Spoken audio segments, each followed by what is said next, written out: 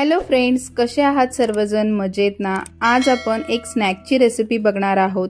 आज आपण सुजीपासून चिवडा बनवणार आहोत। तर हा सुजीचा चिवडा भरपूर ड्रायफ्रुट्स घालून मी इथे बनवलेला आहे, त्यामुळे मुलांना खाण्यासाठी अगदी हेल्दी असा आहे। मधल्या वेळेमध्ये मुलं काही ना काहीतरी खायला मागत असतात, त्यावेळेला आपण असा हा सुजीचा चिवडा बनवून त्यांना देऊ शकतो। तर सर्वात अगोदर इथे गॅसवरती मी कढई ठेवलेली आहे, त्यामध्ये 2.5 वाटी पाणी मी ओतून घेतलेलं आहे। तुम्ही इथे कोणत्याही घरातल्या वाटीचा वापर करू शकता किंवा कपचा सुद्धा वापर करू शकता। पाणी उकळल्यानंतर आपल्याला यामध्ये 2 वाटी रवा घालून घ्यायचा आहे आणि आता आपल्याला ह्याला मिक्स करायचा आहे।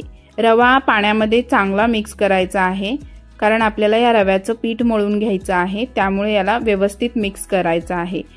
हे बघा, इथे मी रवा अगदी व्यवस्थित मिक्स करून घेतलेला आहे।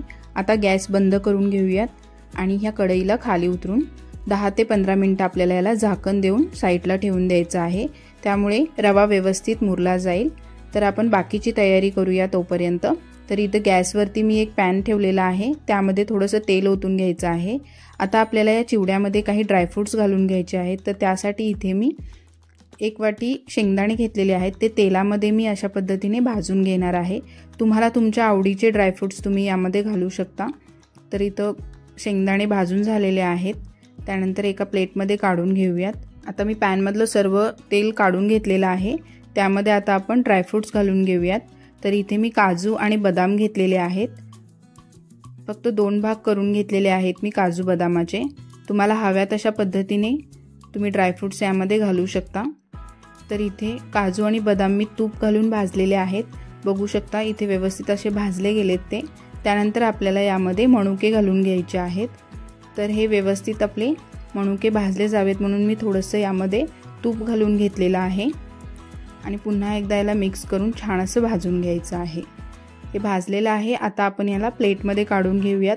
गरम आहे तोपर्यंतच आपण यामध्ये मसाले घालून घेणार आहोत। तर इथे मी 1 चमचा चाट मसाला घेतलेला आहे, चवीनुसार मीठ घालून घेतलेलं आहे आणि 2 ते 3 चमचे मी इथं पिठी साखर घालून घेतलेली आहे आणि छान असं याला मिक्स करून घ्यायचं आहे। तुम्हाला जर तिखट हवे असेल तर तुम्ही यामध्ये काश्मीरी लाल मिरची सुद्धा वापरू शकता। तर आता आपलं ड्रायफ्रुट्सचं मिक्सचर मिक्स करून झालेलं आहे। आता आपण शेव करून घेणार आहोत, तर त्यासाठी गॅसवरती मी कढई ठेवून त्यामध्ये तेल गरम करायला ठेवलेलं आहे। साईडला इथे मी 3 बटाटे घेतलेले आहे शिजवून, त्याची साल काढून घ्यायची आहे। आता आपण इथे जो रवा घेतला होता पाण्यामध्ये शिजवून, तो सुद्धा थंड झालेला आहे। तर इथे थोडंसं याला मळून घेऊयात आपण। तर याच्या ज्या गाठी वगैरे आहेत त्या व्यवस्थित आपण मळून घेणारच आहोत। तर इथे मी बटाटा घेतलेला आहे, तो यामध्ये किसून घालायचा आहे। सर्व 3 बटाटे मीडियम साईजचे मी इथं किसून घेतलेले आहेत। तुम्हाला बटाटा जर कमी घालायचा असेल तर तुम्ही घालू शकता। तर इथं बटाटा सर्व किसून झालेला आहे। आता हे मिश्रण आपल्याला छान असं मळून घ्यायचं आहे। बटाटा आणि रवा अगदी एकसारखा मिक्स झाला पाहिजे। आता आपल्याला यामध्ये चवीनुसार मीठ घालून घ्यायचं आहे। तुम्ही रवा शिजवताना सुद्धा यामध्ये मीठ घालू शकता, पण आपण नंतर बटाटे घालणार होतो त्यामुळे मी मीठ नंतरच घातलेलं आहे। सर्व मीठ मिक्स करत याला छान असं मळून घ्यायचं आहे। कुठेही गाठी राहू द्यायच्या नाहीत, अगदी स्मूथ असं आपल्याला हे मळून घ्यायचं आहे, मऊसूत असं। हे बघा, मी अशा पद्धतीने याला मळून घेत आहे। छान असं आपलं आता पीठ मळून झालेलं आहे, तुम्ही बघू शकता इथे कशा पद्धतीचं आहे। पीठ व्यवस्थित मळून झालेलं आहे। आता आपण याचे शेव पाडण्यासाठी जी मशीन असते चकली आणि शेवची ती घेतलेली आहे। त्यातला आपण जी सर्वात छोटीवाली शेव पाडायचा साचा आहे तो घेतलेला आहे। तुम्हाला जर मोठ्या साच्याने पाडायचे असतील शेव तर तसं सुद्धा तुम्ही करू शकता। इथं थोडंसं भांड्याला तेल लावून घ्यायचं आहे, पिठाचा एक गोळा घ्यायचा आहे, हातावरती चांगला असा याला मऊसूत करून गोळा करून घ्यायचा आहे आणि या भांड्यामध्ये घालून घ्यायचा आहे। तर इथं व्यवस्थित पहिला चेक करायचं आहे शेव पडते का। तर इथं बघू शकता शेव अगदी व्यवस्थित पडते। तेल आपलं इथे साईडला चांगलं गरम झालेलं आहे।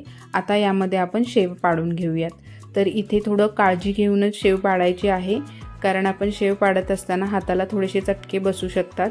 तर व्यवस्थित अशी शेव तेलामध्ये डायरेक्टली आपल्याला इथे पाडून घ्यायची आहे। हे बघा, इथे मी व्यवस्थित अशी शेव तेलामध्ये सोडून घेतलेली आहे। आता छान असं दोन्ही बाजूने आपल्याला याला भाजून घ्यायचं आहे।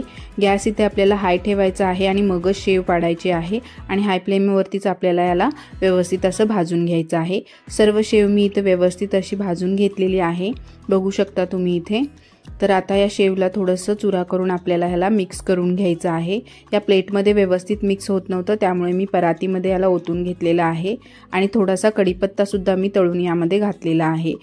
मुलांना मधल्या वेळेमध्ये काही ना काहीतरी खाऊ वाटतं, अशा वेळेला हा चिवडा तुम्ही घरामध्ये बनवून ठेवू शकता। एअरटाईट कंटेनरमध्ये 10 ते 15 दिवस आरामात राहतो, जास्त तेलकट होत नाही। परफेक्ट अशी रेसिपी आहे, तुम्ही सुद्धा एकदा नक्की ट्राय करून बघा। रेसिपी कशी वाटली कमेंट करून कळवा, व्हिडिओला लाईक करा आणि चॅनलवर जर नवीन असाल तर चॅनलला सबस्क्राईब करा। तुम्हाला कोणती नवीन रेसिपी बघायला आवडेल हे मला कमेंट करून नक्की कळवा। आपण भेटूया अशाच एका नवीन रेसिपीसोबत, तोपर्यंत बाय, टेक केअर।